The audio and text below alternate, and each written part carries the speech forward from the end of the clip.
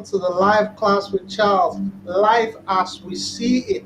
There are no rules, as we often say in the University of Experience, no one is a graduate. And today I have the delectable Dolapo Abede in my studio, and she is our guest on the live class with Charles. Dolly, you're welcome to the live class with Charles. It's so good to see you. And, you know, I told you that my price goes up after today for having you in the studio. How are you? I'm doing amazing, Charles. Thank you for having me. Hello, everyone. All right. So today we're streaming on LinkedIn, Facebook, Twitter, YouTube. And so if you have any questions, contributions, observations, don't forget the show is yours. All right. Again, I'm going to give us a studio line. So just in case, you want to dial in, ask a question. 090 500 2661 090 500 2261 That's the studio line today. Uh, Dolly, I like you to tell us who's Dolly. Oh, so Dolly, according to Charles, is Dolapo Agbede. I've been blessed to have had an amazing career in engineering. I'm still an engineer. It's just that instead of doing electrical or technical engineering now, I do social engineering today.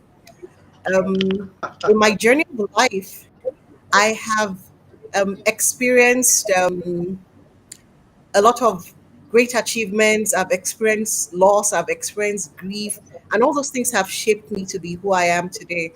I think the biggest turning point for me in my life was when I transited into disability in 2007. But I really believe that, it's 15 years going on now, more or less. I think I'm a better person. I embrace life better. I can't wait to tell you more. Thank you so much. Appreciate that, especially because you've introduced yourself in a rather unique way. Oh, And I think after this show, you're gonna need this replay for your profile. It's amazing to see how you have become a better person over the years. Earlier on today, I was playing a song for my audience, the waving flag. So when I get older, I will be stronger. So, ladies and gentlemen, Dolapo Abade, she is not only a tech enthusiast, she is somebody who has given herself to not only teaching, sharing, but being a support system to several people across the whole world. She's our guest today, and in a moment, I'm going to be reading the live class that Dolly will be distilling uh, to us. So don't forget, you can dial in, ask your questions, make your observations. Chat us up from any of the platforms. Let's know where you're listening in from.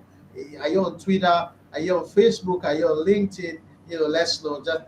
Just say this is your name, and I'm dialing in from XYZ. Welcome to the live class with Charles.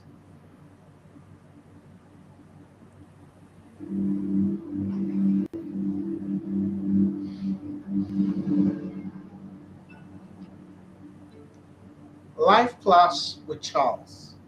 Life is like a flute. Every flute has holes.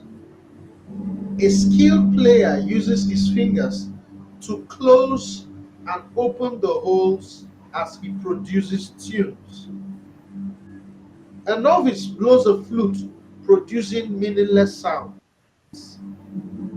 As each hole in a flute serves a purpose, so does each situation in our life have a reason and a season. Life is divided into those who can play their flutes and those who cannot. The former are praised, the latter are pitied. Friend, the way to melody is to know which hole to close and which hole to leave. when to close it and when to leave it. Because life is like a flute. Life class with Charles. Dolly, tell me, what was going through your mind as I read that? It was let's first say that that entire poem is so insightful, and I'd never looked at life in that wise before. But literally, you imagine the flute, the holes and all, and it's the movement of the player. And I'm wondering, who are we? Are we the person handling the instrument, or are we the flute, Charles? I've never thought about that. You know, life is like a flute. Okay, nowhere to open, nowhere to close. Now, are you the one opening, nowhere to now? If you really know where to open and where to close, it means you're the one holding the flute. So it's my life. I get to hold my life. You get to hold your life, and we get to play Absolutely. our life. Amazing. And so this life that comes pre-designed with holes, because the flute comes pre-designed with holes in it, Mm-hmm, right? mm-hmm. So for me, it's metaphors of the fact that there are holes, dents, there are smooth spaces, and there are places that can be maneuverable to us. Depending on how we handle the life, we can make it beautiful and harmonious, or it could be jarring and discordant. Right. And I guess that could express them, that could tie to the part in the poem that said that there are different seasons also. Maybe in the beginning, while we're trying to Right. figure out life, we might not get it right and get that continuous harmonious. Maybe we could have the fluke harmony once in a while, right? Uh-huh. Until we gain mastery. And then with the mastery, we can now have more of the harmonious bits. And maybe once in a while we fluke out now to discord, but it will be more harmonious based on mastery. That's so beautiful. Yeah, yeah, and just thinking about it, because life is like a flute, we all have our own flute, etc., etc. It just mind that you know everyone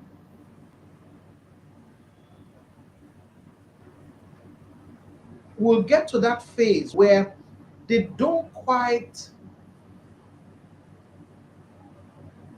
know how to play their flute. Like when we're children, we we go through life. It's new. It's something we've not experienced before. We are green, etc., etc. Can you relive any moment in your life growing up where you could say for sure that, look, I certainly need someone to teach me how to blow this flute? Yes, of course. And the part that jumps out to me is, you know, the much younger me, you are educated and you have the guidance of your parents telling you have to do well at school, and it's always for the end to get a good job and have a fulfilling career. And then you begin to explore, what does that Right. even mean? What does that mean? And then you begin to, of course, and then it was either you were going to be a lawyer. No, I don't think lawyers were on the list anymore then. It was more a doctor or an engineer or an architect. Yes. So um so there's a part of where someone else holds and puts your life in your hand, and then they Mhm. guide you. So maybe I would, if I were going to use that tied to how a person even begins to learn to hold your flute, because as you were asking me that question, I was like, that question goes back to how do I even hold my flute the right way to even begin to attempt to play the flute? And that would have been the Mhm. younger version of me. So somebody else would have told me the right way to hold my flute, because I might have held it upside down. And maybe they did not even tell me. Maybe I was mirroring someone because I was looking at how they held theirs, and he told me, Okay. "Oh, this is the way. This is the right way up." By looking sideways at whoever it is I trusted or whoever it was that was around me. And I think my biggest influence was my father, right? He's not with us anymore. He Okay. left us October 2020, but I'm sure he's doing great. So, they put the flute in your hand and they arrange your fingers because that must also be a stage in our lives, right? You're already beginning to hold your life and you begin to position because that's why I think because the holes and everything they're preset, and it's now you to, I don't know, see me using my fingers. Charles, please explain what I'm doing. So, you get to position. And I guess in those positioning is where we begin to make our choices, right? Or what do you think? Okay. Now here's my thought. Do you have you ever played a flute? I've handled the recorder before. Did I bring anything harmonious out of it? I don't remember that. So I was one of those that was always fascinated with these things, but never had a formal, what you would call a formal training, right, on using a flute or a musical instrument, as the case may be. Mm, And what has happened is, I have seen people, however, hold these things and make okay. such beautiful or sonorous sounds out of them. It always fascinated me. So you haven't played a flute. I haven't played a flute, but we have seen people play one and produce beautiful symphonies out of them. Certainly, what comes to my mind is practice. For The sure. second thing that comes to my mind is teacher. You told us about your father and how tell me about the philosophies of your father and how it shaped your life. Because in Oh, this context, the life is a flute. yes. Okay, so you took me straight back to getting letters from my father in high school. So and this was the early to late 80s to early 90s, right? So letter writing, you get something in the mail. And in my mind's eye, I can see my dad. He had bold, strong strokes of clear, legible, really beautiful. It's the kind of really nice writing. Mine never made it like that. But some of the things he would write, it would always start with "My dear First Lady," because I'm the Oh first wow. born and I'm the first girl also. So, "My dear First Lady," that's what he always called me, my First Lady. And after the greetings and the how's school, then we'll come to what you call his philosophies. And the first is remember the house you came from and keep the name to be an ethical, credible member of society anywhere you find yourself. The second thing was, oh God, I still tease with my siblings about this anytime we remember my dad and we're talking about him. Rest is sweet after labor. Hmm. So it had always been instilled in us that, yeah, things will come to you, but you do your bit also. And your bit, for whatever it is, you have to show up, you have to contribute, you have to work. Something is going to be demanded of you to be eligible of something else. So the idea of something just dropping in your hands was never the way we were brought up. And then the third, and I think one of the parts that kind of like as I grew older, and even in the corporate space at work, and even as I interact with people, my father brought us up to never forget that we are all human beings created in the image of God. So no one is better than anyone else. So everyone must be respected. It didn't matter where they were coming from or what role they were playing. Everyone must be respected, one human being to another. I mean, those will be the three biggest principles. And then, of course, towards the ending will always come, I trust that you will do me proud. That's quite a big burden then. But now when I think back and this is actually the first time I'm really thinking about my dad's letters to me in a while. I think it was when I was writing my tribute to him that I thought about them the last time. That's a little while now. But really, then it felt with an eye roll, the burden of, oh my God, I have to be very proper because daddy needs me to do him proud. But I mean, look at me today. Those are the things that make me square my shoulders and face my situation and handle my flute and try and make good music. Okay, this is profound because yeah, it says a skilled player we gain skills from learning. What would be your attitude towards learning new things? Oh, I'm totally open. I'm really excited. My mindset is to always at least try. But number one, whatever that new thing is, must be ethical, is contributing the right way. I would not participate in Right. something that has any negative connotation. But That's even if correct. it was riding a horse, and I've never done it before, riding a camel, as long as it was there and you assured me it will not bite me, I would try it. So I like to try new things. I mean, in my journeys across the world, in different countries, you see the same things but cooked in a different way. I would try. I've never understood someone who would go into a different country looking for their local food. I mean, it's an opportunity to experience another culture. So um, I'm totally open to new. I would try. Then my experience after trying would now make me decide, do I want to continue with this thing or it's a one off? And either way my decision goes, I'm fine with it. Now, speaking of which, you love to try new things. You get into a new country, you're not asking them, where do I find my local meals? You say, what do you guys have? Can I try? Have you ever experienced people who are averse to new things, learning new things? Yes. In fact, I encounter them all the time in the sense that, okay, so if we take something very simple, like the context you provided of being in a new country, and trying something new, like a fellow expatriate, and they're watching what you're eating, and I give it to them, try it, and they're like, "What is it?" And I can tell them what it is because I have already asked. I ask a lot of questions. I apologize, then I prattle away asking. But the asking is not to not try, but just to understand a bit more before I try. Maybe I should have said that. I wouldn't just jump in to try. I would ask lots of questions, find comfort, go for it.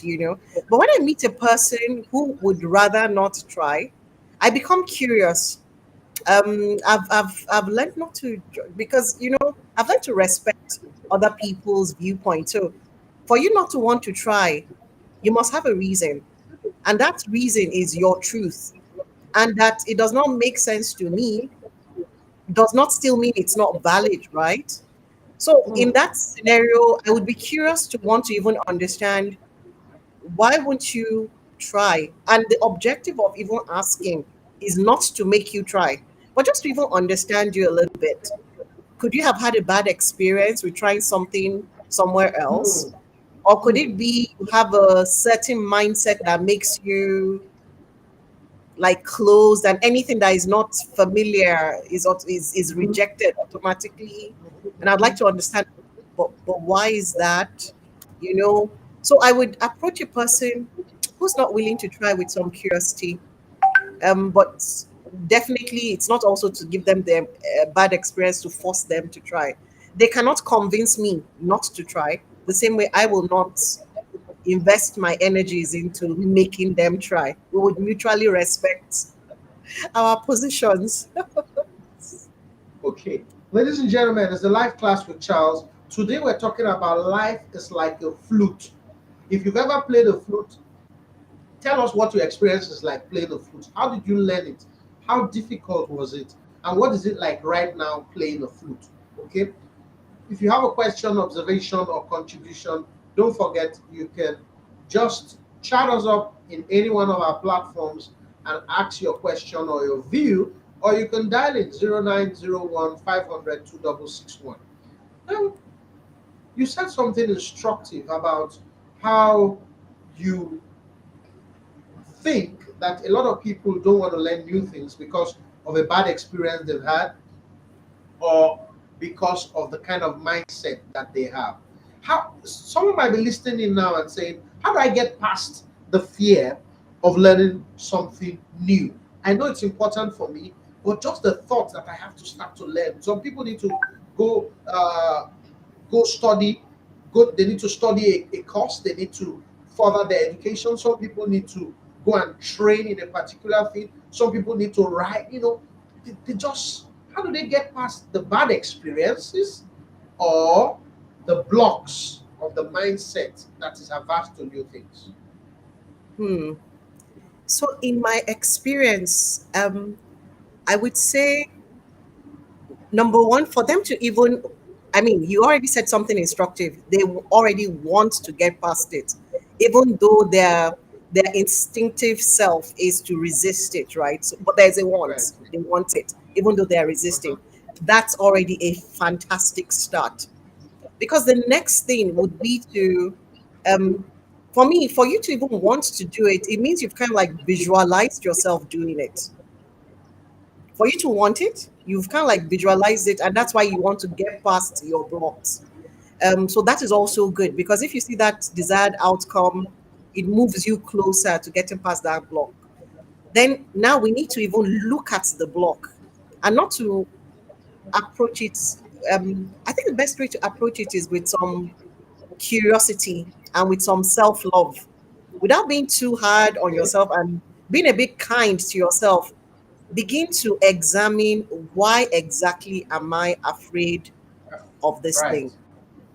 Why Right. exactly am I? And by the time you begin that self inquiry, and look with a lot of kindness, because I've been there when I've done self talk where, come on, I mean, you're better than this. I mean, aren't you super educated?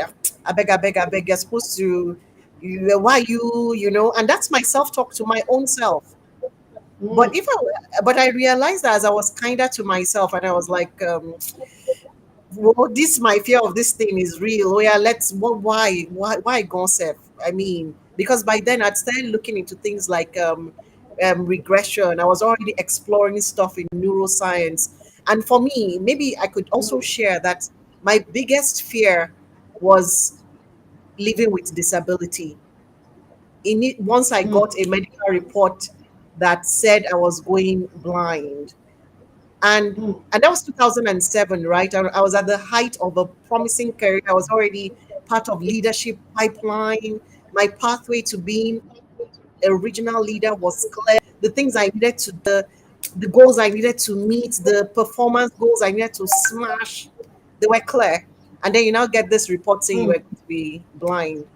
And and I was blessed to have a line manager who helped me to realize I could continue to work. A part of me didn't want to be there because I was still um, struggling with what my new self would be.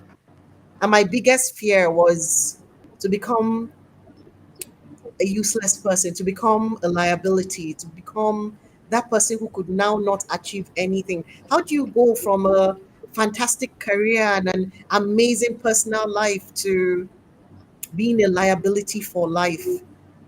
So but in the end I had to approach it with curiosity and to find what are people doing. And as I did that personal journey with myself, I realized I was hearing things better.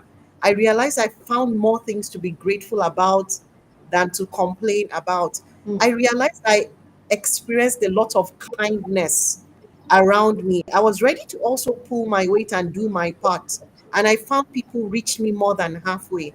That strengthened my resolve to do better and really go for my goals. So, for anyone who is blocked by something, the only person who can help to unravel it is actually you. But you might actually also still need support. You will still do the work, but someone could handhold you. And depending on what context it really is, that someone could end up being a therapist or a coach, like Mr. Charles here, our amazing transformational coach. You know, and essentially, what would be happening is you will settle down, be kind enough, and then be brave enough and you take it bit by bit as you're ready to really look at why you're afraid. And once you examine why you're afraid and you begin to look at whatever beliefs are in your subconscious that are raising those blocks, as you tackle each of those Mm. beliefs, your blocks fall away and it's easy to go for that thing. Let's not forget, in the beginning you already wanted it, but you were feeling blocked. Now you can go for what you want and you feel a bit more resilient and stronger. And the self-talk will still come to, for every time you encounter an obstacle or you get a bit of that bad experience you were avoiding, hence the block. And you get that, oh, you see, this was what we were trying to avoid, but at least you'll be able to um, you'll be able to immerse in it, experience it, overcome it, and keep moving. I hope that makes some good sense. I'm not sure. Amazing, because you see, I latched on to the self talk and the part where you said, look, you need to be kind to yourself, because it appears that being kind to yourself will attract kindness. And then that's powerful. Again, I'm hearing you say that you need to ask yourself, what exactly are you afraid of? What is it that you are afraid of? And when you confront that fear, it seems to go away.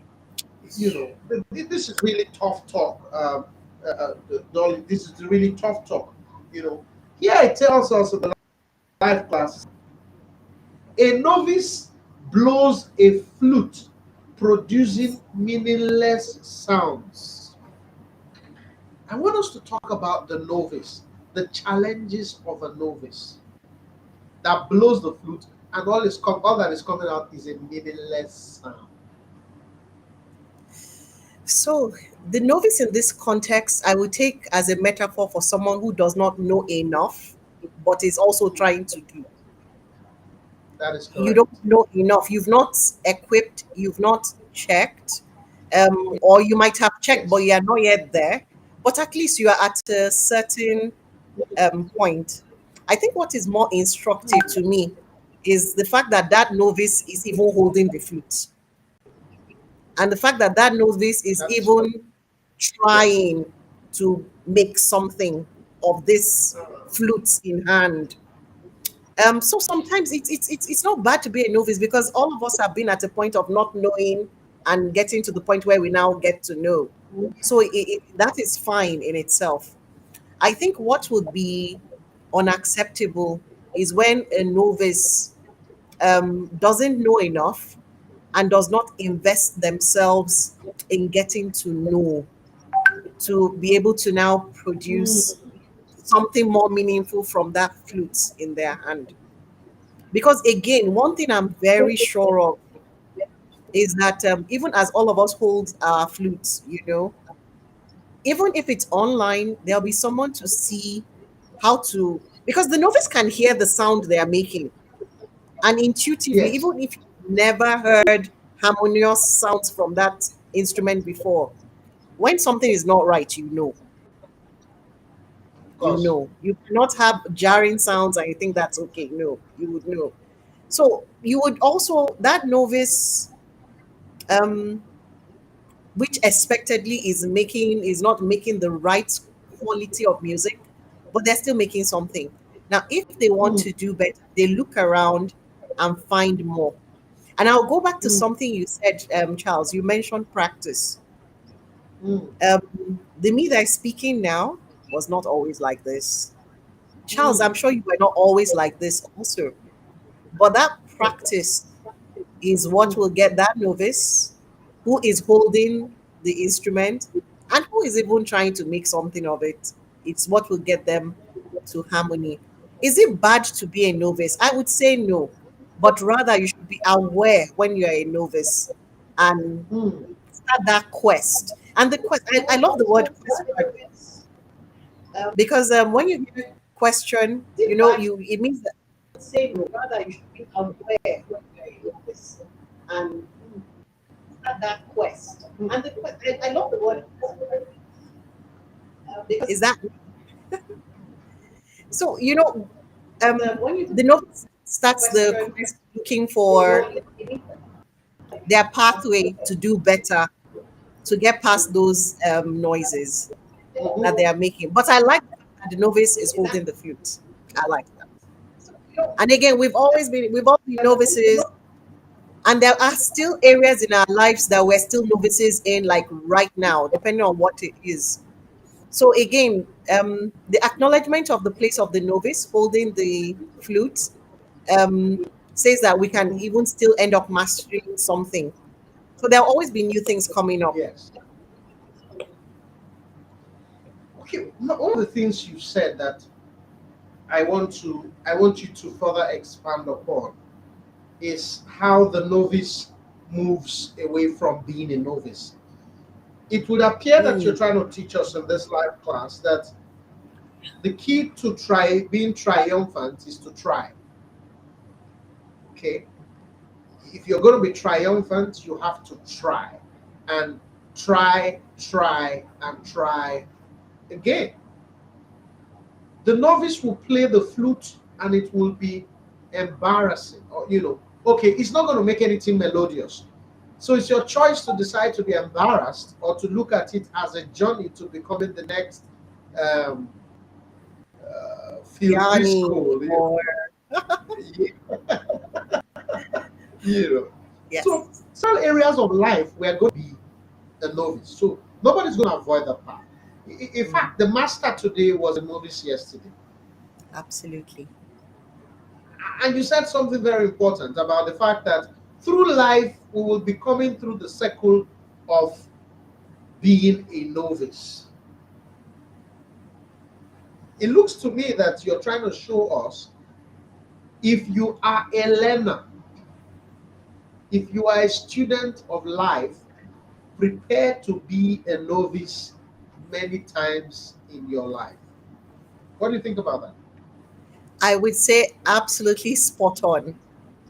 And it's part of embracing life, isn't it? And that's why you would enter a kindergarten class and they're playing with something, you don't know how to do it, and you sit on the floor with the kids and ask them, show me. They're the experts in that scenario. Or you'll go to a different country and the way the meal is organized, you have never seen it that way before, and you ask a native, show me. I think anytime we get to that place where, oh, it's a new beginning, it's a new thing, and it's fine not to know what to do, but we're interested in learning or embracing whatever it is. Show me, show me. It never hurts to be open. And typically, they say, in the metaphor of every child that raises hands is the person who raises hands that can be Yes, lifted, Carol. right? Yes. Mhm. No, but when you're making this sound so easy, people are ashamed to ask questions. Ah, Sometimes, it's not you know, easy. Oh. you, yeah, when people walk into an environment, for example, they see people doing some things with dexterity, they get a bit flustered. Oh, I wish I could do this. And they're a bit ashamed to ask, how do you do it? But you're here saying, show me, show me. It sounds so easy. Tell me, you know, isn't this easy? Well, again, this is part of personal growth. I don't know why, but I really feel that an entire generation of us was raised to, when you don't know, suck it up, don't let anyone know you don't know. You're supposed to like act smart, fake it till you make it. Meanwhile, I mean, that puts so much pressure on us. I Mhm. would rather say that what I've learned and what has been working for me, especially since when I could no longer, I mean, before you, when you're like totally legally blind, you're going to need to ask for help. I think my disability journey, the biggest ego element it took away from me was I was super independent. No one could tell me what to do. I never asked for help. I'll find my way. I'll do it myself. I now Mhm. found myself as a matter of necessity to well do as much as I could, but there would always be that element of asking for someone else's help.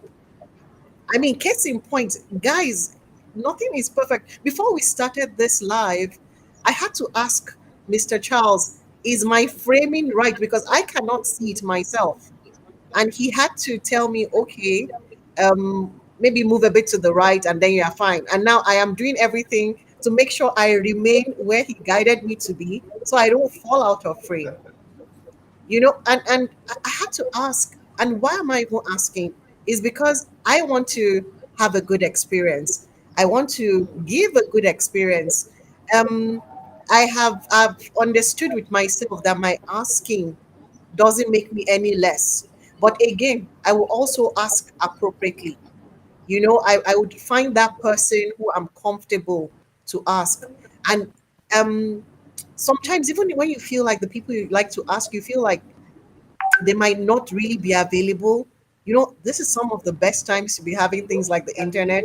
Google is your friend. There's nothing you want to find out, at least the initial information about, that you will not find on Google. The point is, be curious enough. You want to know more to move forward with something. Seek knowledge, seek information. And even if you're still a bit too shy, observe whoever you think is getting it right. Sometimes through observing, you might begin to find answers. And if you have the if you're comfortable with yourself enough to want to go ask someone, also go, understanding the fact that it might be a bad day for that person. You might not get a yes, and that's still okay. So Mm. go expectant, but never go entitled. Go expectant to ask, Wow. show me, but never go entitled. Because you don't know what the person is going through. And I've found out honestly that there's a way and manner you carry yourself expectantly without entitlement. Even if that person cannot show you at that particular point in time, I promise you, they would probably schedule you to some other time or point you to someone else. Another thing that has really, really helped me in this journey of a novice looking for, like, my way forward per time, for every time I come back into novice mode, is, you know Mm. that I think I would get my answer from Mr. Charles does not mean he is the right person to share it with me. So even if I do not get that answer from him, I release him and I remain expectant, waiting from where I'm going to get that right answer from. But that's it. The exciting part. I'll still be on a quest. I could be questing on Google, asking my questions on Google. How do I do this? Why is my little finger not staying on that last little hole? Why does that hole have two holes in it of the flute, while the others have, but the point is, I have remained curious. I am still expectant. I am still looking for answers, even if I did not get it where I was initially expecting it. Because I'm not entitled, I will not focus on, oh, Mr. Charles did not give me the answer I was expecting. He's not a nice man. Mm. No, no, no. Rather, Mm. I would, well, I have grown up now to be. Because I assure you, for me to have given you that example, I have done that before. But now I've grown up to be that person that will be like, oh, wow, I thought Mr. Charles should have been able to tell me. But since he can't, let me go check somewhere else. Mm. And that has really helped me. It has helped me not to hold grudges. It has helped me not to be entitled. It has helped me to even check myself again. Did I ask at a bad time, or did I not present my case well? Okay, let me do better with the next person. Okay, I've already given Mr. Charles a bad experience. Let me just leave him alone. And by the time you take responsibility, because that's also an important thing as a novice, take responsibility for the learnings you want. Because once you take responsibility for the learnings you want, you will not be deterred by any obstacle, honestly. You will still be focused on getting that learning, you know. I Take hope that makes responsibility for the learning you want. You will not be you will not be stopped by any obstacle. And then what you're saying here is extraordinarily profound. Go go expectant but not entitled. Words on marble. Ladies and gentlemen, I hope you're having a fantastic time. It's a live class with Charles. I'm having a good time here, hearing brand new things on how to face challenges in life, with the context of today's class saying that life is like a flute. How many of you can blow a flute? I asked the audience before. If you can blow a flute, make sure you share it in the chat box. How did you learn how to blow the flute? How easy is it to blow a flute to produce a melodious tune? Okay, don't forget, ask your questions, make contributions and observations. All right, we do have contributions coming in. Someone has said that what is taken away today is that rest is sweet after labor. Okay, Daniel said that. So it's interesting the things you're sharing with us, and there's so much to take away from your wealth of experience because you are living out this conversation, which is life is like a flute. You're going to be a novice sometimes, and when you're a novice, I hear you say things that resonate with me as it relates to the message every one of us can take home. For example, you seem to want to teach us that shame is like a pathway to fame. When you start, so don't be ashamed, just focus on the fame. All right. So when you blow a flute without the first time, you might not get it right, and the sound will be funny. If they laugh at you, don't be ashamed, because don't look at the shame, focus on the fame. Don't look at the shame of failing, focus on the fame of succeeding. Words on marble, words on marble. Don't look at the shame of failing, focus on the fame of succeeding. Now, Tori, it says here, each hole in the flute serves a purpose. Mm. So does each situation in our life have a reason. What do you say to that? I would say that, that flute was made by a flute maker, right? So there was a manufacturer of the flute. And as a believer, I Yes, believe that I have a creator also. So, like the flute, I have been right. created for a purpose. Um, like I did not choose where I was born or the family I was born into, but I still have the flexibility of choices around a few things. But I also believe that my purpose, just like that flute was not made to stir stew in a pot, right? That was not what it was designed for. Hmm. So it's the same Oh way no, I believe. certainly not. It's the same way I believe I was made for a purpose. That flute was made to make music. I'm also made for something for the pleasure of my creator. This is my understanding.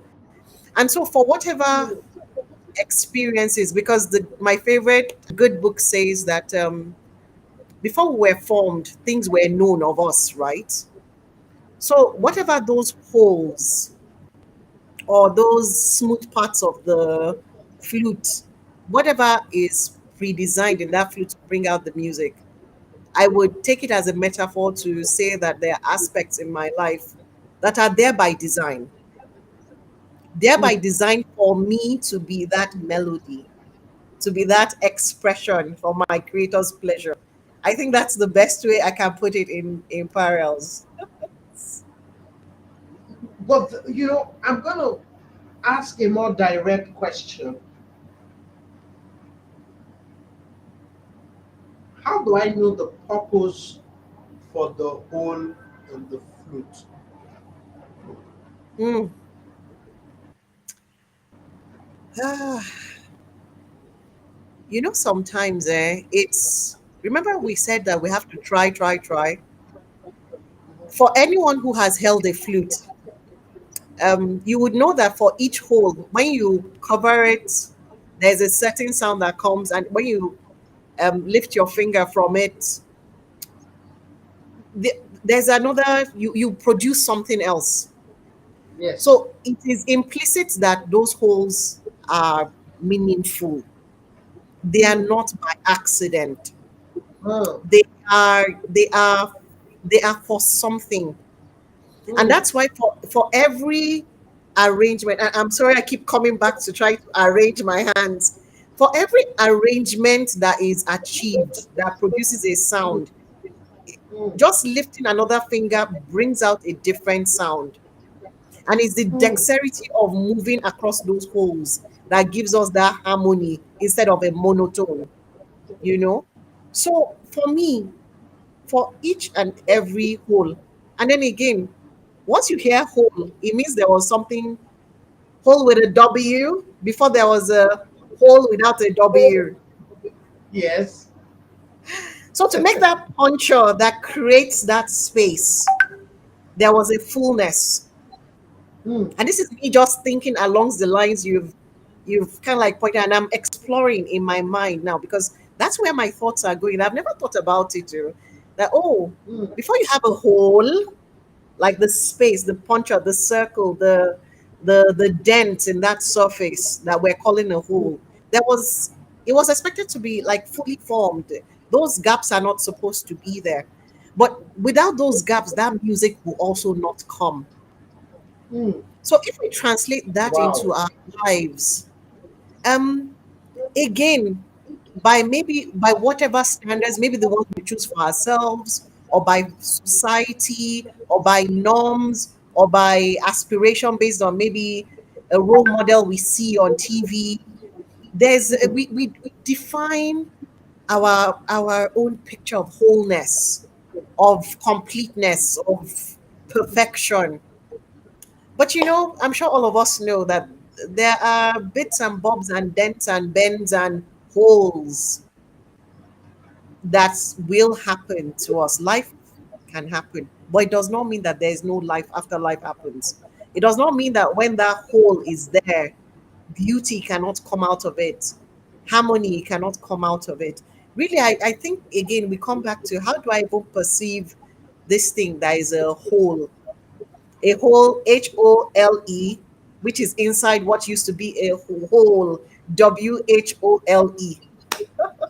That's interesting. I've never thought of that like that. wow. What a discovery. So, what I'm learning from what you're sharing is that, if we were playing, there'll be just one sound.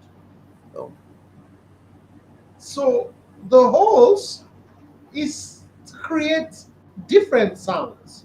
So, our life is in different stages and phases. If there was no change, if our life remained a monologue, it will be just one sound. And I mm. mean, just one sound. Woo! I mean, That was do also you only hard on the understand? ears. So these holes make for beauty across life. Because with these holes, you can play different songs. There's So diversity. diversity, you're able to flow slow songs, fast songs, all kinds of songs, and there's no limit to your the songs you can sing when there are holes in your flute. In fact, the only Wow. limit is you that is holding the flute. My oh my oh my. So it says here life is divided into those who can play their flutes and those who cannot. The former are praised, the latter are pitied. Friend, the way to melody is to know what hole to close and which to leave open. I want you to speak to people who now know they have no choice but to learn to play their flute in life. Wow. The first thing I will say is you absolutely deserve to create harmonious music. You Hmm, deserve it. You deserve it. You deserve to manifest the fullness of in this context sound that is in hmm, you, hmm, and because you need to be aware that you deserve the best for hmm, that reason. You must make the best of the hand life has dealt you. Because in making the best of it, you will have your best. And in that best, you would inspire other people to do better. Because by seeing you make the best of what you have, in this case, that flute with holes, you've chosen to learn to play it, you've learned to practice, you've kept trying, you have not focused on the fact that you are a novice at that stage, but you are tending towards mastery. Even that mm, journey, because you deserve your best, mm, please keep at it. Please keep at it. And it's not really for, because the poem says that a person who keeps at it will be celebrated. That is natural. It will come, mm, especially when people get to hear about the peculiar holes, and then they see you excelling and thriving, right? But you do it for yourself. You know what? Because you deserve it. You deserve it. And as you express the fullness of yourself, honestly, there'll be, I mean, yes, there are moments where things are not perfect, but you'll find enough things to be grateful about that mm, nothing will be able to steal your joy. So mm, please do it because you deserve it. You deserve the mm, best. Do mm. it for you. Wow, wow, wow. Ladies and gentlemen, it's the live class with Charles. Do you have a question? Do you have an observation? Do you have a contribution? You know, just keep them coming in, all right? Coming in. Abudu says, insightful. Israel says, my most important learning point is asking doesn't make me any less. Teresa says, go expectant and not entitled. Another learning point is not to hold grudges and not to be entitled. Interesting, interesting, interesting, interesting. You know, it's your show. It's your show, and we are all doing life, right? Nobody has come through this path before. And so it's so important for us to make maximum advantage of conversations like this. They are lifetime conversations. Today we're talking about life is like a flute, and my guest is Dola Wawede, and she is such an intelligent conversationist who has been sharing with us different perspectives and opening our eyes to this life class. Life is like a flute. The, you will never have a flute without holes, otherwise, it's not called a flute. And if it has holes, don't be ashamed of those holes because you all you need to do is learn how to use those holes, and then you will produce a countless amount of melodies. Because here's what I'm saying, I realize that if you learn to play the flute, the world is not at your feet. You can play any song. Just In understand fact, you become a the creator, flute. You conceive it, you create it, you share it with the world. Wow. So your flute is your life. Absolutely. Understand your life. Learn who you are, what you have, what to open and what to close. Amazing. All right.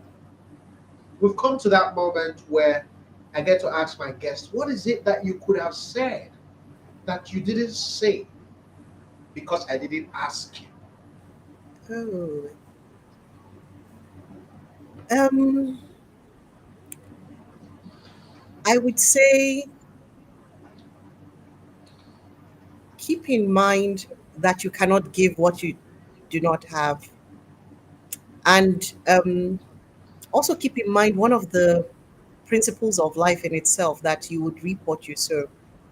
Please give very generously of everything you want to get back and watch the world respond to you beyond your imagination. Wow. Art in short, give generously of what you want to get back. If you don't like the harvest, check the seeds you're sowing. Thank you so much, darling. This has been amazing. This has been amazing. I'm going to now play the background tune and read back to our audience the live class with Charles. And when I come back, I will give the credits.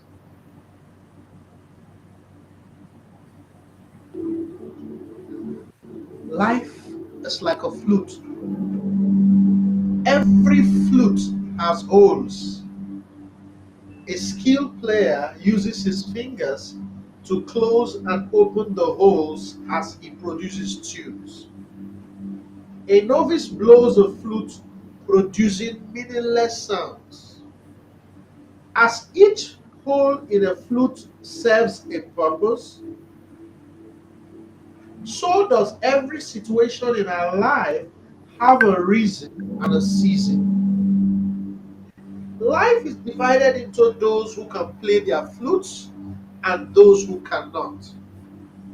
The former are praised, the latter are pitied.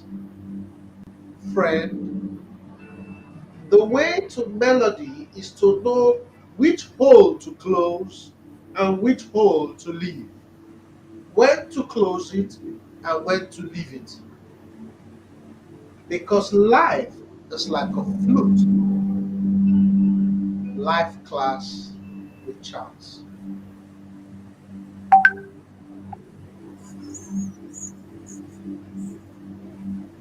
I want to thank all those who tuned in today, who sent in their comments. Thank you. Thank you, Abutu. Thank you, Israel. Thank you, Theresa. Thank you, Daniel. Thank you, Adewale. Thank you all for sharing your comments. Thank you for sharing your perspectives. Thank you for tuning in. Above all, thank you, Dolapo, for sharing with us your wealth of experience without airs.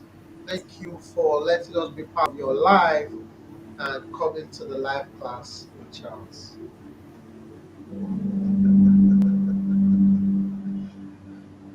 All right, ladies and gentlemen, if you forget everything that has been said today, don't forget as you approach every situation and circumstance in life, go with expectation and not with entitlement. If it doesn't work, just try again. And like I always say on this show, in the University of Experience, no one is a graduate. Go doing all that you want to do, being and giving not just the best, but the very best.